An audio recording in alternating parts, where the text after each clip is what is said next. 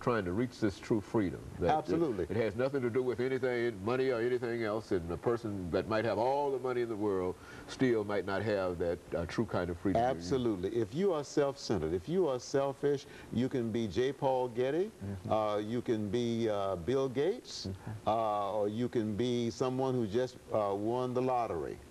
All right? If you're self-centered, if you are selfish, if your focus is yourself, you will not know true happiness. You will not know the peace that passes all understanding. You will not know the joy that only God gives. You will not know the abundant life. In other words, you will not know true freedom. In other words, Dr. Poe, I think you've also indicated by mentioning Bill Gates and others that there's something about philanthropy that sort of relieves you of, you've got a lot of money and you're looking for that kind of freedom and etc. But if you give that money and you establish foundations and etc., that's your effort to try to at least move closer toward the freedom that everybody would think that you already have because you have got all that money. Yes. Now, you can be rich monetarily and still have true freedom. I happen to feel that Bill Cosby has true freedom. He's a very wealthy man. Oprah Winfrey, I think, has true freedom. She's a very wealthy woman. Bill Gates, I think, has true freedom. He's a very generous man. All right? So, so there's nothing wrong with having an abundance of money, but don't worship it. All right? Don't hoard it, but be generous with what you have and showing care and concern for others. And so that giving of oneself and what one has to help others is the road to true freedom. Jesus talked about this, Dr. Poe, in the rich young ruler. Is that essentially what that's all about? Talk about that for me. Well, you recall he had an abundance, and he said, well, he decided he looked at what he had accumulated. He said, well, I think I'll build bigger barns, okay? And I'll just eat, drink, and be merry, and I'll just sit back. Okay. And then the Lord said, you fool, this night your soul will be required of you, okay? So we're not here to accumulate. We're not here to become rich. We're here to serve God, and we serve God by helping one another. That's why we're here.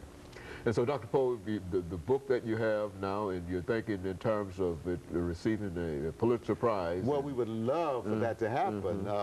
The fact that it's been received in competition for a Pulitzer Prize is in itself an honor. The next stage is to be nominated. We're in the category of letters, and we are told that we'll know within about 3 weeks whether it's nominated. Now, if it's nominated, we think that that will push it to the national level and gain some national attention for it. By the way, the president of the American Association of Christian Counselors, Dr. Tim Clinton, read the book and has agreed to promote it.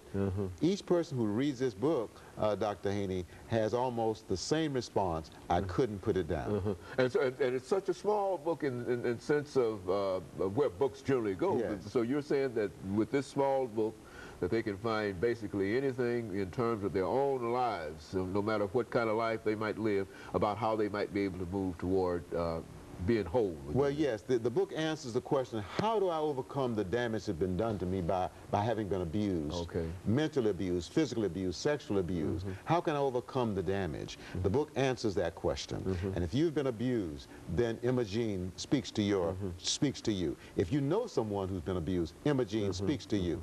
If you're a counselor and you work with abused clients, and I'm sure you do if you're a counselor, then Imogene speaks to you.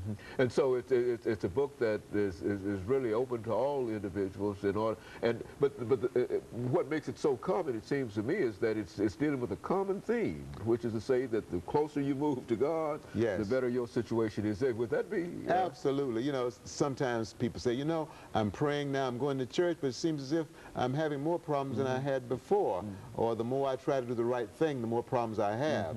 Well, there is a period of trials that we go through when we just turn away from self-centeredness. The devil works harder to keep us focused, keep us self-focused, all right? But if we persist, all right, and if we hang in there, then the Holy Spirit begins to deliver us into a higher level of relationship with Christ. And God can change lives. Absolutely. Dr. Poe. He can change lives, and he can change anything. Anything. No matter how difficult your situation is, no matter what you've done, what you've been through, God has the forgiving and the healing power that will enable you to know true freedom. Dr. Poe, let me thank you over the last 10 or 15 seconds that we have. for coming by and giving us again that excellent information about achieving and moving toward true freedom. And certainly we believe that you are moving toward true freedom by some of the things that you're telling us, as well as some of your productions here. And let me encourage our audience to tune in again next week for another informative edition of Comments. Thank you and good morning.